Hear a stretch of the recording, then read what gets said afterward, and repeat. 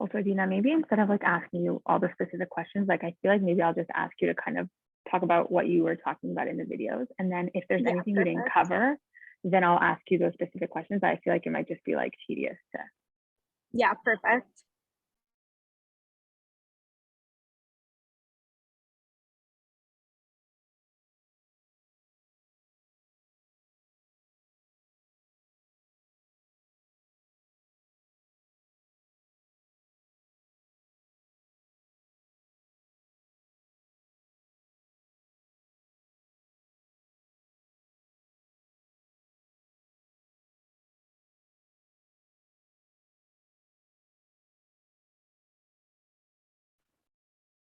Okay, everyone who's here, thank you so much for joining. We'll wait a couple more minutes and we'll get started soon.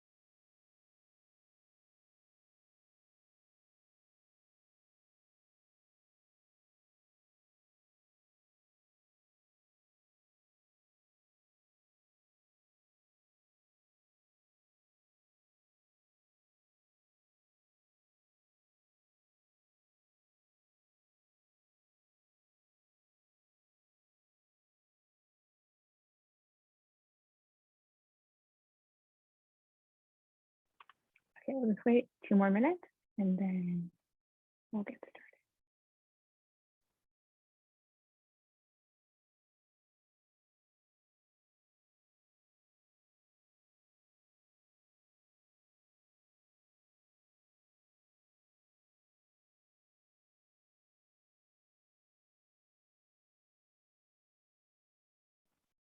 So maybe I'll just start off by explaining how it's going to work.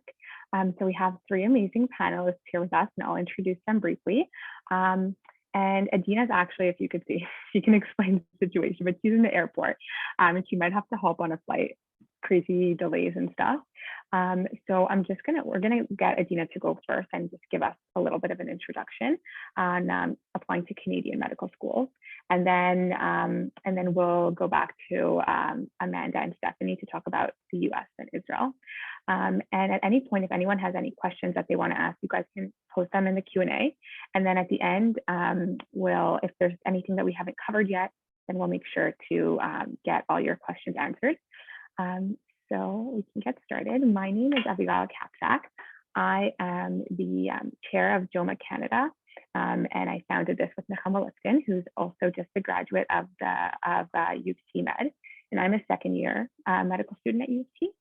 And so if Adina does have to run and you have questions about Canadian applications, you won't be lost. I can help out with that. So since I also have experience, don't worry.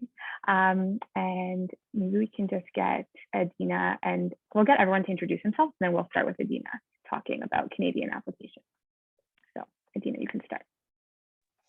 Hi, everyone. My name is Adina, and as you could tell by my beautiful scenery, I'm at the airport experiencing some delays. I just finished my first year at U of T medical school. I kind of took like a roundabout way into medicine. After undergrad at York, I worked at Columbia University for 3.5 years. I really did not know a lot about applying to medical school in high school or in university.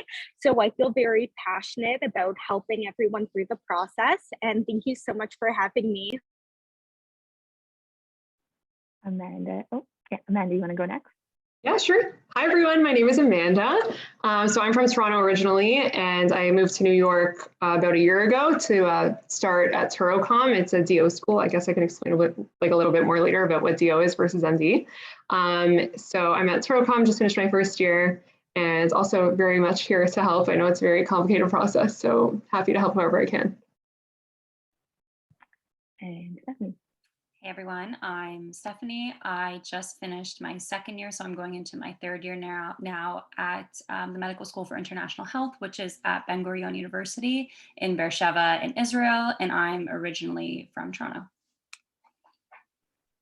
Okay, so we're so happy to have you guys all here, and definitely a really amazing resource for anyone considering medical school.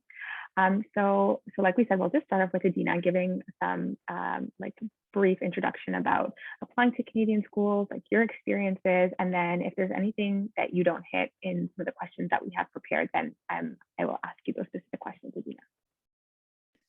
Okay, perfect. So what I'm going to do is give everyone a little crash course into applying to Canadian medical schools. So the deadline to submit is always the beginning of October.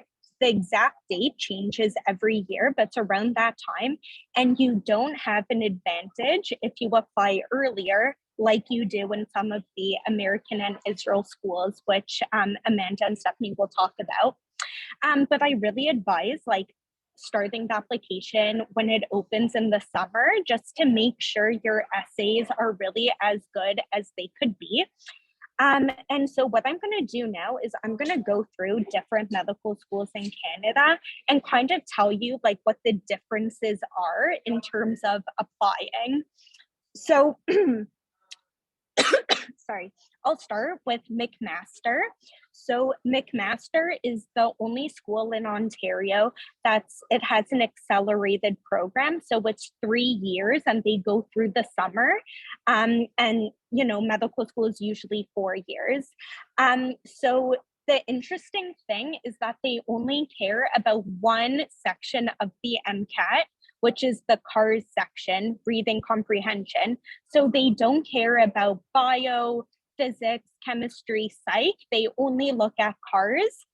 In addition, there's no prerequisites for that you have to take in undergrad. So they don't care if you take physics, chemistry, orgo, whatever you want to take is fine. Ottawa, they do have specific courses you need to take, including some of the heavy hitters like organic chemistry, biochemistry. You're also going to have to take humanities. So you could see the exact list on their website. But the interesting thing is they don't require the MCAT, which is pretty interesting. And they do kind of weigh CASPER quite heavily. CASPER is an ethics test where you watch a video and then they ask you how you would respond to that scenario. It's not so difficult, you just practice a little bit and it's fine. All the schools require it, but Ottawa does weigh it quite heavily. UBC, which is in British Columbia, just have at the back of your mind, it's the only school that requires English. So I never took English, so I couldn't apply there. U of T, that's where I am, and I'm a little bit biased. I think it's the best school ever. There's great hospitals. It's great to be downtown, great research. They really de-emphasize the MCAT. You really need a 125 in each section. One section you could do a 124. For those who don't know the MCAT scoring system, that's really the baseline. I didn't love the MCAT and I was able to get that, without so much studying.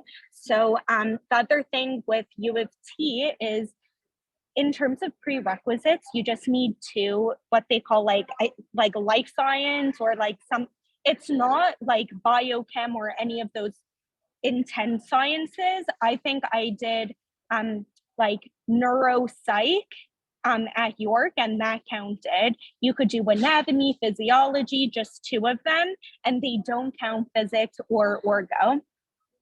Western and Queens, the thing about that is like they have MCAT cutoffs. So those are just some things to take to have in the back of your mind, some differences between them.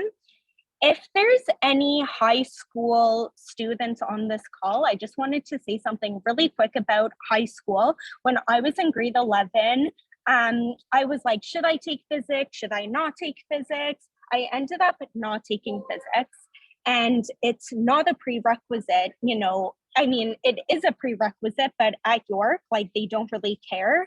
So, but I still advise that you take it, because those who took physics in high school had a way easier time in undergrad, because it's really the same curriculum. And the teachers in high school are just like, they'll give you all the time that you need. And in a class with 500 people, they won't necessarily. So take physics. It's not the end of the world if you don't. It just might make your life easier. I also wanted just to give a little bit of wisdom before I pass the mic to someone else. And, you know, when I went to these sorts of panels, when I was in undergrad, I was like, oh my gosh, the medical students and the doctors, they're so smart. I don't even know I can't do it. And I don't know if it was my perception or whatever, but when I got my first test in first year chemistry in undergrad, I literally got a 30%. And I was so upset. I thought a career in medicine was out of the question. But what I want you to know is that if you need help with a certain aspect of your application, there's no shame in asking for help. There's so much that goes into the application, and it's impossible to be 100% brilliant at each of these things. And it's a myth that you have to be a successful applicant. So let's say intro to chemistry is not your thing. It's not a sign that you shouldn't be a doctor. You know, it just means that you need to get creative for a solution, and it means you need to have resilience and find another way.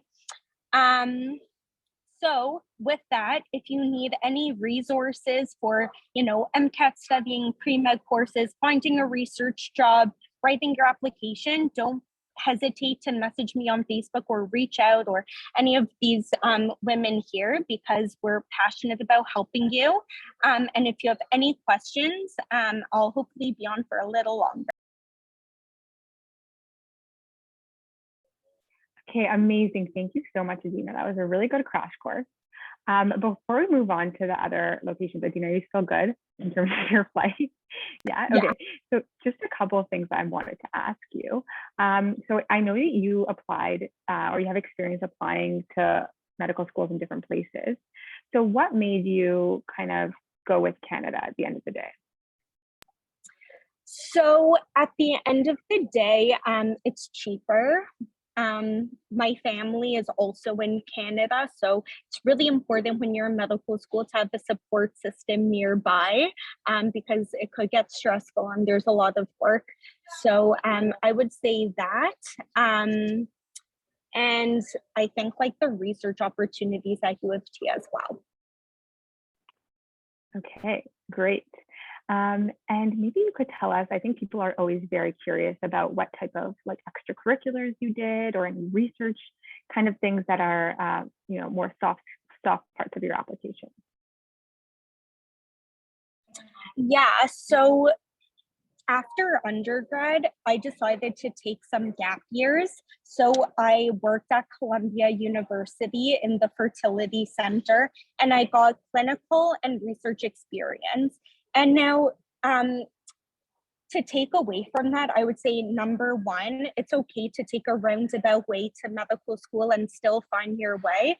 And number two, I actually found it very helpful because it was something that set me apart. Like I had work experience, I had experience being in like a professional environment, and I had a lot to write about in my essays in terms of like working with patients and having kind of like insight into the health system.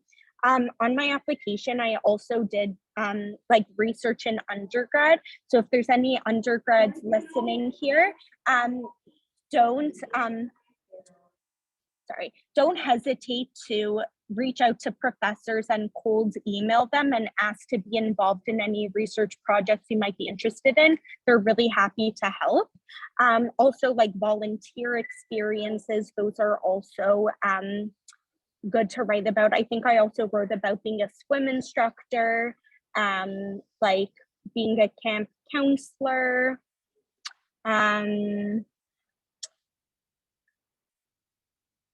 yeah, and just like different HACED projects as well.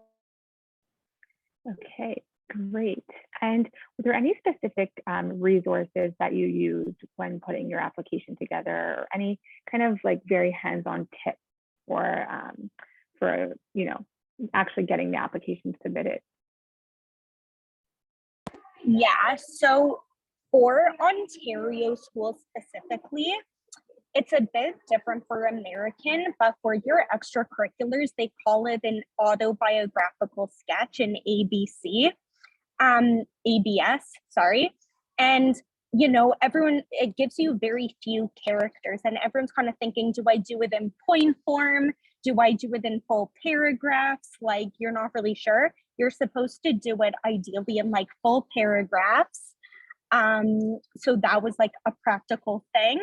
In addition, they changed, I think it was like 2 years ago, that letters of recommendation, they're not, you know, those like normal letters. It's actually a form that you send to your letters of reference, and they fill out a form, and it's supposed to make everything more like less biased and more equal. So if you apply to both American and Canadian, like I did, you just have your letter writers write a letter and then also be like, by the way, I'm going to send you a form as well for Canadian schools.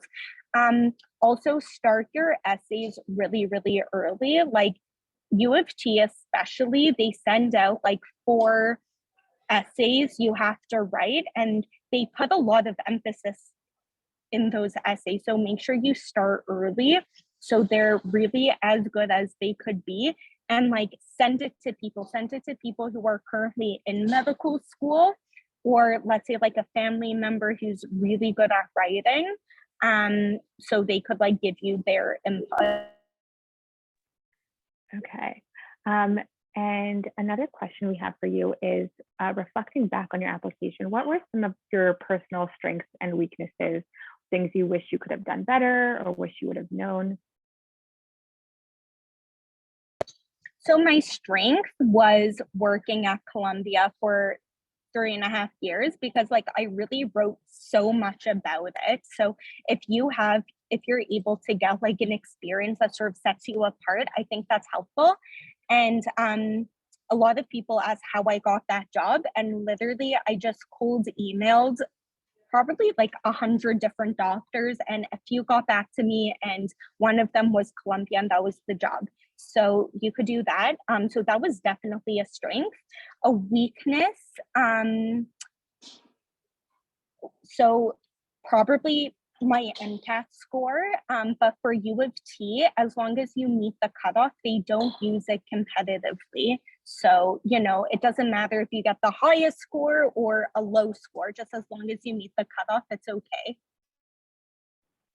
Okay, amazing. Thank you so much, Adina. My last question for you is, are you happy with your decision to be in Canada? And not specifically like, I mean, obviously, I'm sure your answer will have to do with your experience at U of T, but just in general, the culture of medicine within Canada. Yeah, so I think the fact that healthcare is free in Canada, you know, there's always issues with every system, but just like, I think, you know, when we're in the hospitals or we're talking to patients, just the fact that they have access to whatever healthcare they need, I think is like a very important value. And that's not necessarily the case in the US. I think that like the doctors are very down to earth in Canada.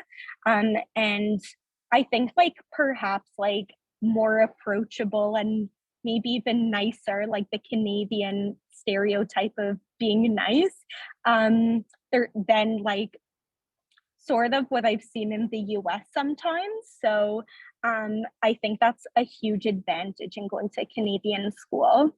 I mean, there's like super amazing doctors in the US as well. There's just like a bit of a culture difference, I think.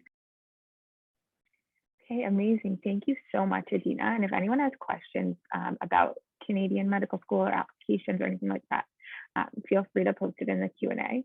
And now we can move on to what I think it actually works quite well, maybe doing one at a time. So I don't know if Stefanie, maybe you want to go next and give us a little bit of an introduction about medical school in Israel. And then if there's anything you don't cover, we can go back and ask you some questions. Yeah, sure. So like I said, I'm going in now to my third year of school in Israel. So there are basically 3 schools that you could apply to in Israel if you are from the US or from Canada. So it's MSIH, or Medical School for International Health, which is Ben Gurion, which is where I am. There's also Technion, and then there's Sackler in Tel Aviv. So those are kind of like the 3 ones that you're eligible to apply for. Every school kind of has something different that they focus on. In terms of applications for Israeli schools specifically, I would say it's a lot more holistic. I think, like, for example, most of the schools don't really have a steady cutoff of like, you need this specific MCAT cutoff or this specific GPA. In that regard, it's a lot more holistic. So they kind of look at you as an entire person, accumulating, yes, the GPA and the MCAT, but also your extracurriculars and your research and your volunteering. So in that way, the application process is different. The other thing is that the applications are on rolling admission, which is similar to the US, in that it's not like in Canada, it's all due on one day. And then from that day onwards, that's when they start looking. Like, they'll look at your application as it's sent in. So for MSIH, I'll keep calling it MSIH just because it's easier to say than the full name. The applications open, I believe, in July for the following year. And then all throughout that year, you can essentially apply. So really the best thing is to get your application in ASAP, because once you send it in, they'll look at it. And a lot of times, if you wait a long time and don't apply to a lot later, and a lot of spots are going to be taken up, you're just less likely to get a spot at that medical school. So I went to the University of Guelph for undergrad. So I was here. I did 4 years in biomedical science, and my minor was in family and child studies. And then I applied in 4th year, and then I started right from there. So in that regard, I guess I'm a little more traditional, because like I did the 4 years of undergrad and now doing the 4 years of medical school. But there's so many people like Adina that are a little more like non-traditional, that take gap years in between, that work, that do their masters. Like there's people in my class that have their masters. One of them has their doctorate in pharmacy. Like, it's just, I think the really interesting about Israel is that it's a really diverse student population. It's not kind of like necessarily like the cookie cutter kind of thing that you think of when you think of medical students. Everyone's got like such diverse, interesting experiences and life stories. And I think that's what makes the student population so interesting. I can speak a little specifically about my school. I don't know too much about the other schools just because I'm not there. But like, for example, say Sackler, you need English to apply. You didn't need English to apply to MSIH. That was like a huge part for me because I didn't take English in undergrad. So that was one of the reasons why I didn't apply to Sackler, and I didn't apply to US because majority of US schools do require English.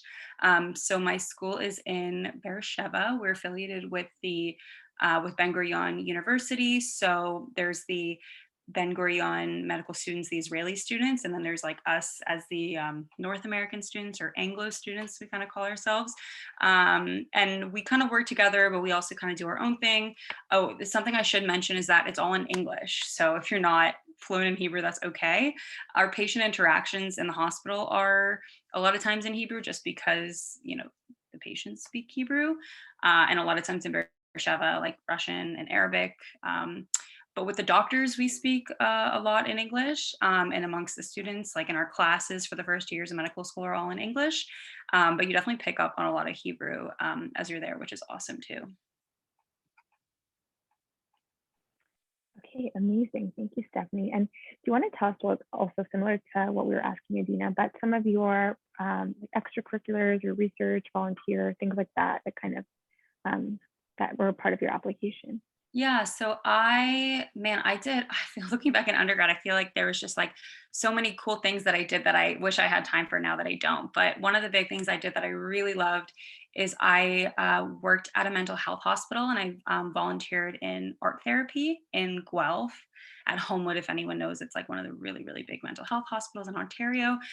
So that was like a huge part of my undergrad that I really loved. I think like all the volunteering I did was my highlight. And I think that's what really made me stand out in applications. I went to Guatemala for on a big medical trip after my third year. And that was also, I think, something that really set me apart in the applications. And that was also like a really cool, interesting opportunity. I had a job on campus. I dabbled in some research.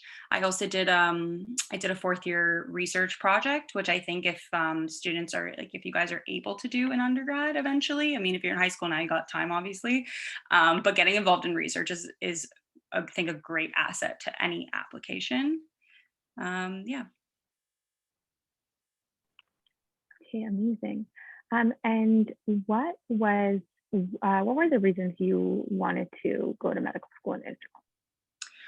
I get that question all the time. People always ask me because I mean, right now I'm in Toronto because it's, 4 a.m. right now in Israel. I'm not there right now.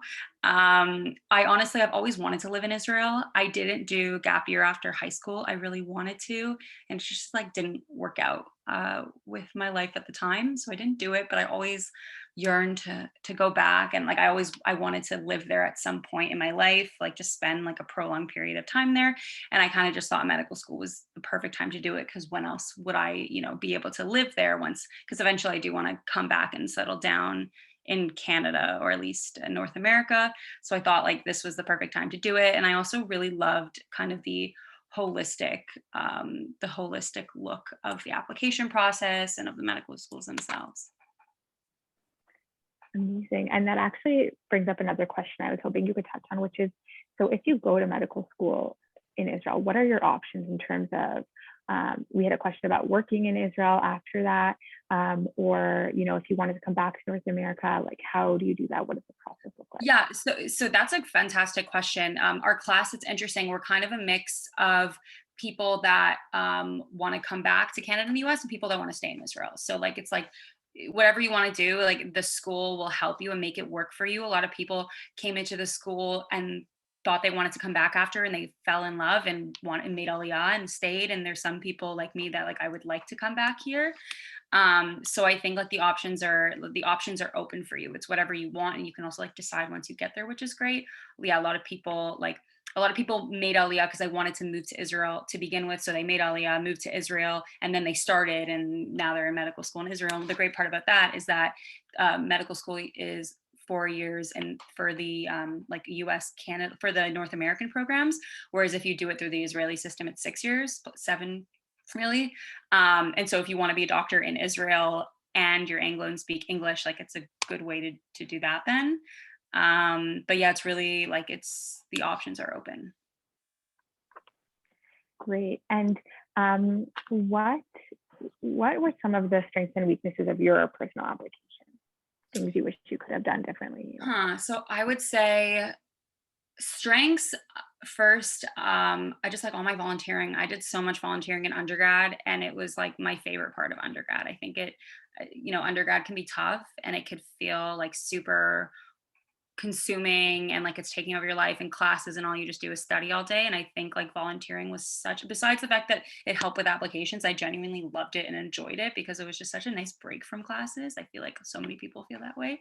I think my school specifically, like it's medical school for international health, so there's a huge emphasis on global health. And so my trip to Guatemala and like specifically for my school helped a lot, because our school does put a huge emphasis on global health and international health. You don't have to like have that experience to apply and go to the school. A lot of people get accepted without that experience. It's more just like the interest in it. So that in that regard, that was definitely a strength. I would say the biggest thing is I wish I took English. I don't know why I didn't. Like, it's like, I think I just didn't plan it out. I mean, like taking English in undergrad, because you need a full year of undergrad, I think it just limited my options a lot. Like, I couldn't apply to Sackler. I couldn't apply to vast majority of schools in the US. And that's something that like maybe I would have wanted to do. So I would say that's the biggest thing. Like, if you're able to take English, just do it, just get it over with. Like, even in, like, you have 4 years if you're doing a 4-year degree to do it. So I definitely recommend doing it at some point. Great. And anything that you think, besides for English, which is a great tip, I took it in my 4th year because I started freaking out that I didn't have it, and I was putting it off because I didn't want to, and I was like, oh, I should do this. So it's a great tip. But any other, pieces of advice or things that people should keep in mind if they're hoping to get into medical school in Israel? I would say the biggest thing is honestly stats. Like, I think if you don't have an amazing MCAT score and your GPA isn't perfect, I think like what's really nice about Israel, like I said before, is it is like a more holistic application process. So I would say, like, if your MCAT score isn't, mine wasn't crazy high, and if your MCAT score is not great or your GPA also like isn't super high, I think you can make up for it in other areas. So I wouldn't be worried about that in that regard. Like, I think like if you're doing something you're passionate about, it doesn't matter what it is. It could be research or volunteering or extracurriculars, whatever. But like, if it's something you're passionate about that you can talk about and tell your story with, I think that's the most important thing. That will, like, if anything, almost like be even more important than your stats. Like, you can't be like have a, I guess like have a failed GPA and apply to medical school, but like you don't need a fabulous GPA.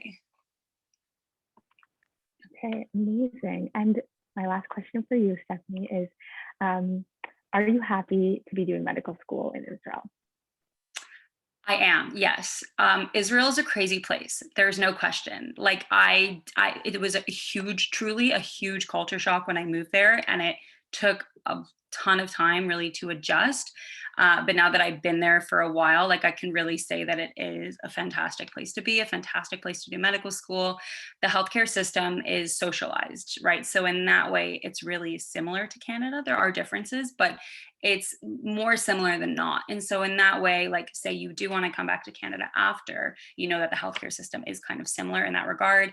I think the other great thing about the healthcare, about like, medical school in Israel and the medical training is our relationships with our, our professors and our doctors. It really is like very personable and like really chill, if that makes any sense. Like, we call each of them by their first names and they want us to, I think just like it's like a different kind of environment than like maybe, I don't know, maybe say in Canada, the US, but in that way, like, it's really nice. So yeah, I'm definitely very happy that I am in Israel. Amazing. Okay, thank you so much, Stefanie. And I think both Stefanie and Adina, and I'm sure Amanda also will be, like, really good at being like open and just really like giving very real and helpful advice. So I'm sure everyone here is really appreciative of that. And I know when I was a student, I just felt like everyone who was there was just like perfect. And it was almost like a barrier for me because I just felt like there's no way I'm that. So I think just hearing that, you don't need to be perfect is so valuable. And even though I'm already there, it's still a good reminder, I think, for everyone to realize that, we're all doing our best, but nobody's perfect. So that was amazing. Okay, Amanda, your turn. Do you want to give us a crash course, and then I can follow up with any questions? Yes, for sure. Okay, so I guess first I'll just give a little bit of background about myself. So I went to York for undergrad. I studied biomedical science there. So I was there from 2017, and then I graduated December 2020. So I graduated a semester early. I was really lucky. I got into school straight out of undergrad. So I started at TUROCOM, like I was in the 2021 application cycle, and then I just finished my first year now. For me, when I was an undergrad, I was debating, do I want to stay in Canada? Do I want to apply to the States? Ultimately, I decided that I felt like it was a good fit for me to move to the States for med school. I actually I know this is very risky. I only applied to New York. I knew that was kind of a long shot. And as a Canadian, it's a little bit limiting in terms of which schools you can apply to there. Not all schools accept Canadians. and I'll talk about this a little bit more afterwards, but like different schools have different stats. So it's sort of like applying to the schools that fit like where you're at in terms of that. So I ended up applying to 3 MD schools in New York, and I applied to 1 DO school, and I ended up in the DO school. I guess, should I now like explain sort of MD versus DO? Okay. For me, I never knew what DO was. In Toronto, I feel like most of us like probably have never heard about it before. When I was doing research into med school, a few of my sister's friends were in DO schools in New York, so I started speaking to people about it. Basically, in a nutshell, in the States, there are 2 kind of routes to becoming a doctor. Either you can go to an MD school, which is like considered to be like the allopathic route, or DO, which is Doctor of Osteopathy. Like practically speaking, it's exactly the same thing as an MD school. You get the same training. Starting, I think a couple of years ago, the residencies for MD and DOs are totally merged. So it's practically speaking exactly the same training. The difference with the DO school is that the perspective is a little bit more holistic. So they're very much into like incorporating mind, body, and spirit, like really treating the patient like they're a person. Of course, at MD schools they do too, but it's just like built into the philosophy for DO. And on top of that, to graduate as a DO, you have to take separate board exams where we have like an extra course. It's called OMM. It stands for Osteopathic Manipulative Medicine. Sounds kind of scary, but basically what it is, the way that I like to describe it, is that it's kind of like a mixture of physiotherapy, chiropractic, and massage therapy. So it's just these hands-on techniques that they teach us how to do. You start it from the very beginning in first year, you start learning it. And I ended up really loving that component because it's nice to be able to provide that for patients on top of like the medication and everything else. It's just like an extra tool that you have in your tool belt. So that ended up being a great fit for me. That being said, like you could still be certain, like go into surgery, you can go into any other specialty, and practically speaking, most people don't ever use these techniques when they're working, but you like can, so it's there. So that's a little bit about DO. So I'm looking at my notes here, what else I was gonna say. I guess I could talk a little bit about the application timeline because it is a little bit different in the States than in Canada and Israel, I'm learning now. So how it works is the application opens beginning of May. It's the first week of May.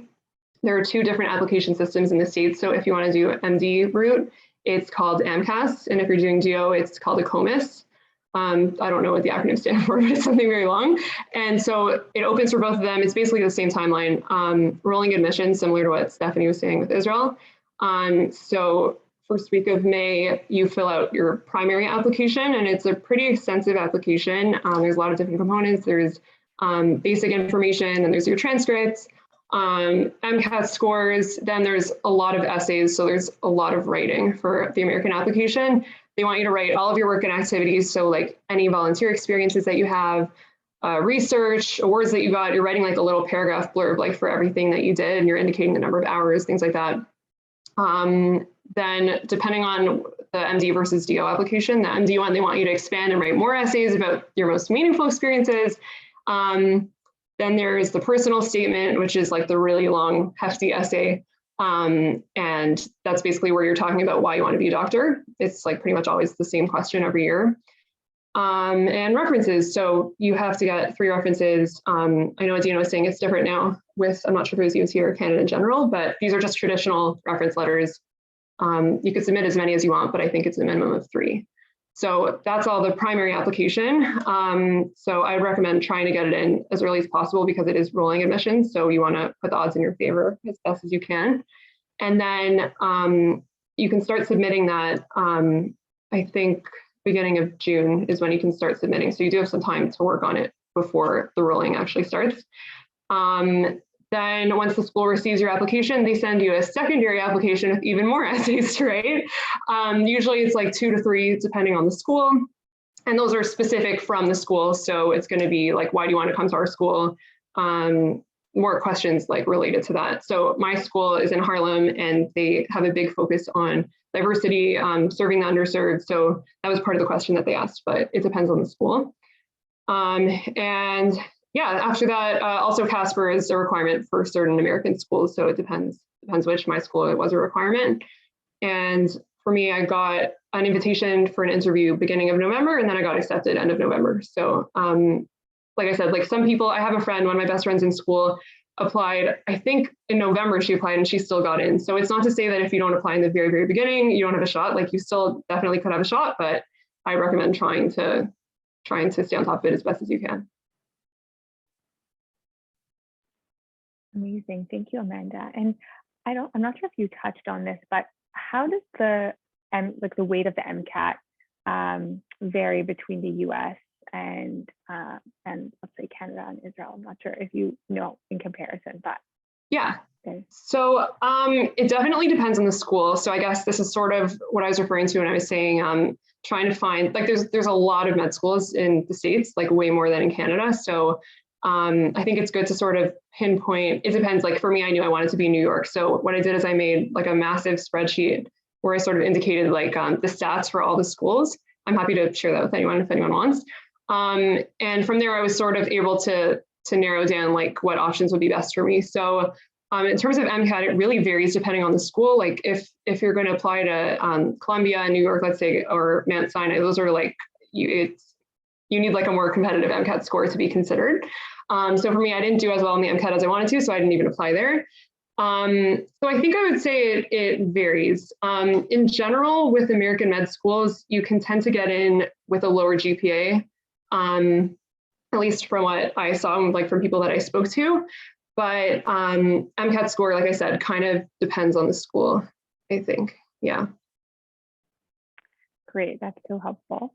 And what about your personal research experiences or extracurricular volunteer? Yeah, so I was really lucky. I was involved with a lot of different things like throughout undergrad. So some examples I did, I worked in a doctor's office. That was more like for me, I wanted to make sure that I knew what I was getting myself into. So I wanted to expose myself to the field a little bit. So I worked there for a while. I volunteered in a hospital in Mount Sinai in Toronto for a few summers. I was president of a science club at York after Avi was president. And in terms of research, I volunteered for 3 summers at like an immunology research lab at U of T. And then other like I did high lifeline tutoring, sort of things like that. But in general, I would recommend just really finding things that you're passionate about, because like at interviews, that's what's going to make you shine. Like they're going to want to know that. So I wouldn't say there's a set list of volunteer experiences that you need to have. Like obviously research is very important.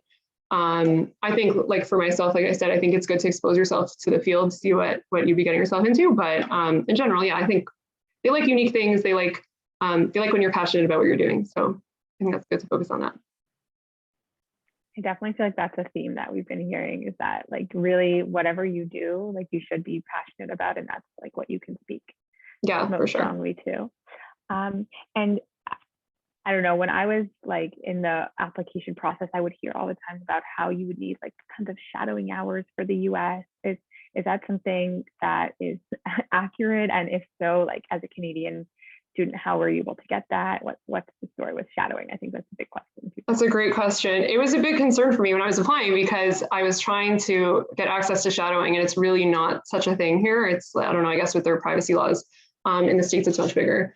Luckily, I didn't have a problem with it. Like I had my hospital volunteering. I had like exposure to the field still. I wasn't always like witnessing patient encounters so much. Maybe like a couple of times in the clinic I was working and they let me see certain things. And like I was able to see, I guess, how I was able to get myself in a little bit. Like when I was volunteering at Mount Sinai, I was in the cardiology department, and there was a really nice nurse there who would let me watch surgeries like in the cardiac cath lab. So that was, I guess that maybe counts as shadowing a little bit. But in general, I think as long as you have that exposure and as long as you're volunteering in the field, I don't think it should make a difference on the application. For DO school specifically, they said it's not mandatory to shadow a DO, but they recommended it. Obviously, that wasn't possible for me because there aren't really so many DOs here as of now. They're trying to make it more mainstream in Canada, but still it's like pretty new. So I think, yeah, I would say just do the best you can. Like it's not so easy in Canada to do it, but yeah. Okay, amazing. And what about strengths and weaknesses of your application, or again, like things you think you could have done differently, or any resources you used during the application process? Yeah, absolutely. So I was trying to speak to a lot of people when I was applying and get a lot of different opinions, do a lot of research. So a friend of mine told me about this website. I don't know if I'm going to be saying this right, but it's called Shemasian Academic, I think. So he coaches people like pre-meds and has gotten people into like really great schools. So he has like this guidebook sort of online. So that was something that was sent to me, and I'm happy to share the link to anyone who wants. I found that really helpful. So I tried to sort of model my application around like his approach. So that was a big resource that I used. And then also, if anyone's heard of, I think med school headquarters, it's called Dr. Ryan Gray. I also followed a lot of his advice that I found online. But overall, I tried to make my application based off of all this advice that I got. I tried to make it a little bit different. So the advice that I got was to try to turn everything into a story. So I was mentioning like with the American application, it's really a lot of essays and writing and things. So how it was told to me is that like, you imagine if you're sitting there on the admissions committee reading like thousands and thousands of like essays, and everyone sounds the same because we all did research and we all did very similar things, it gets kind of boring. So it was recommended to me to try and turn everything, like tell stories more, try and make it as personal as possible, as exciting to read. So I hope that was like something that helped me get in. So that's that. And then I guess like I mentioned before, I would probably wish that I would have done better on my MCAT score. But similar themes to what everyone is saying, like you don't necessarily need to have such a high score to get into a school. Like I'm super happy with where I'm at, and they have a great match rate, and it's a great school. So yeah. Okay, amazing. And speaking of matching, what's it like if someone wants to go to medical school in the US and then come back to Canada to work? What does that look like? Mm-hmm. So it's possible to come back. From what I've heard, it's easier to come from the States to Canada for residency than vice versa, to go to a Canadian med school and then go to the States for residency. So it's definitely possible. From the research I've done, it's not the easiest. I think it's easier to finish your training in the States and then come back to Canada and work here than to do residency here. It's not really something that I've looked so much into yet, just because I only just finished my first year, but I know that it is possible. Also for DO specifically, it's probably a little bit different than MD. Maybe it's a little bit harder to come as a DO for residency, but in general, it is possible. Okay, amazing. Thank you, Amanda. Just jumping in here. So sorry. Cool. I heard the opposite potentially. Really? Yeah. So I don't know. I guess I heard that it's potentially easier to do residency in the States if you go to medical school than residency in America, then do residency in Canada. But keep in mind, there are certain tests like to apply to American residencies that Canadian medical schools don't build into their curriculum, but you could definitely take, like I think a lot of Canadian students on this call have done them, so it's possible. So I can speak on behalf of someone that's doing both. So yeah, because I'm in Israel, the vast majority of my class are planning to match in the US and not in Canada. I'm hopefully planning on maybe going into both match systems, depending on like how the dates work out. Because essentially how it works is like it's two separate matches, and then if the American matches first and I match the American in the American match, my spot is taken out of the Canadian match. Like they communicate. Wait, Stephanie, can I just interrupt you for 1 second? And just because I'm not sure like what stage people are at who are joining us tonight. So just to quickly explain what we're talking about with the match in case people don't know. But basically what happens is after you do undergrad, you either go straight to medical school or you do some gap years. Then you go to medical school for 4 years. And then after that, you basically match into a residency program that you want to do. So that kind of decides like what specialty in medicine you're going to be in. And so when we talk about matching, we're basically just talking about where you, what program you get into for residency. So both what specialty and also which location. So, okay, continue, Stephanie. Yeah, you know, we totally should have specified because I get that it can be very confusing. But yeah, the reason why it's called a match is essentially it's not like when you apply to medical school, when you do your interviews and then you get a couple offers, say, and you get to choose one. It's like you are matched into the position. So like the system matches you into the position depending on, like, you know, how your interviews go, how you rank the school ranks you. You guys don't have to worry about that right now. I do, but that's okay. So basically, so what I was saying is that from what I understand and going on what Adina was saying, as a Canadian, even though I am Canadian, it will still probably be easier for me to match into the US than into Canada as a Canadian citizen. And the reason that is because there are just not nearly as many spots in Canada. There's less schools, less programs.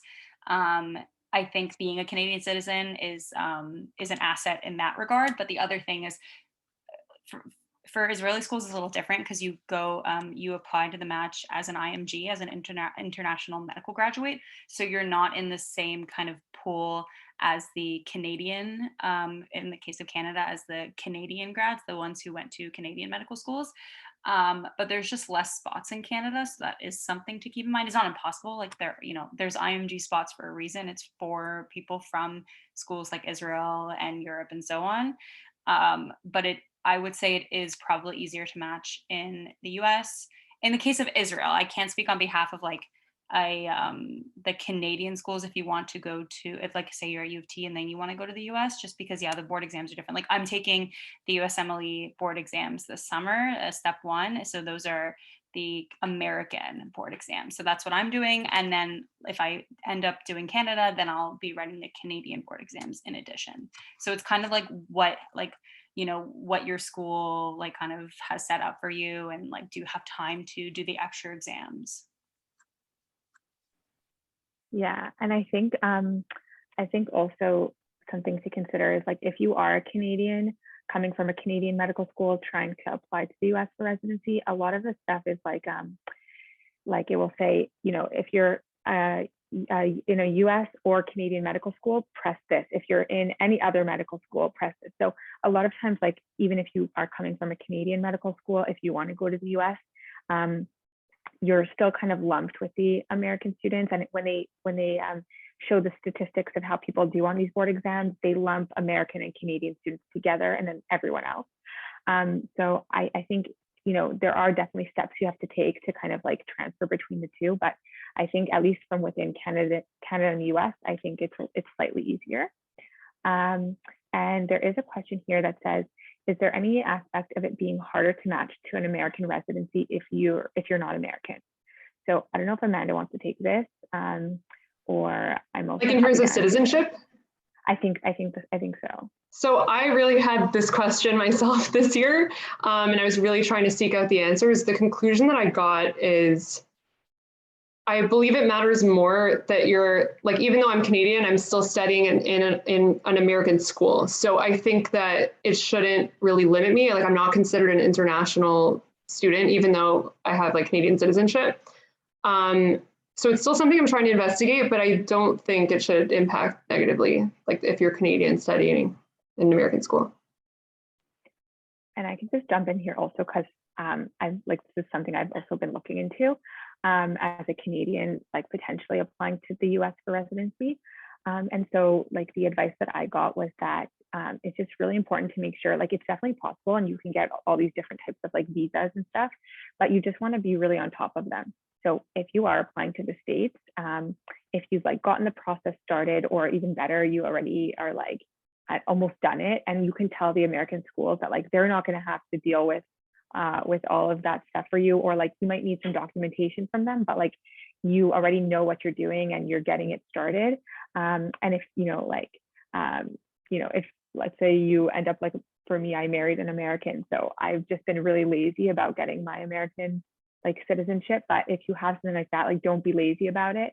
And I think like that definitely does help you.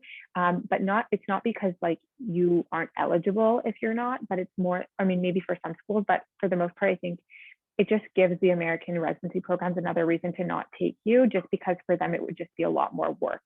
So kind of, helping them with showing them that it's not going to be too much work for them is also important.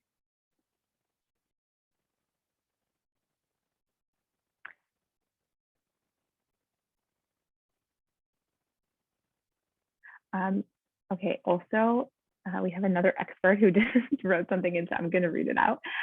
It says, as a Canadian citizen, it does impact you because you need to be on a special visa where you need to prove that they need people in your specialty.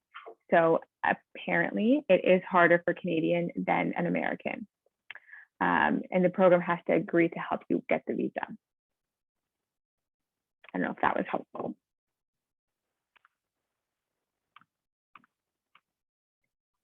Okay, and then just, I guess, to end off with Amanda, are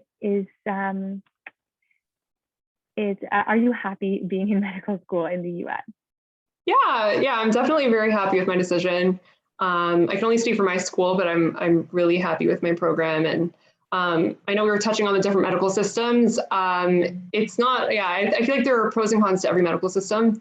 I'm not sure ultimately if I want to come back to Canada or stay there, but overall, I am very happy with it. Okay, amazing. Okay, so I think, unless anyone has any other questions, we're all here to help you. We can also all put our contact information into the chat, and I know we'd all be so happy to answer. Like everyone said, all of us were on your side of it at one point, and speaking for myself, like I got so much help from other people, and it's kind of this really nice cycle of like paying it forward. Everyone's kind of here to help each other, so we can all put our contact information in the chat, and we're going to stick around for a few more minutes. If anyone has questions, we'd be happy to answer them.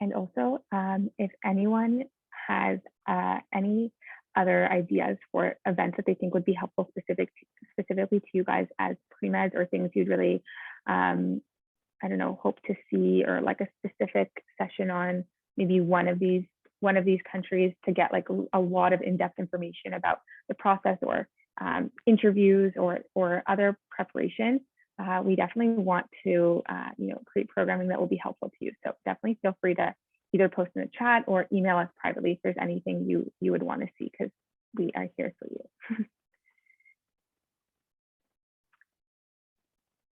And if there's nothing else, thank you so much, Adina, Amanda, and Stefanie. We're so grateful that you could be here. Adina, I'm selfishly glad that your flight was held out for us, because you were amazing. But thank you so much, everyone. Bye, guys. Thank you so much. Bye. Thank you. Bye.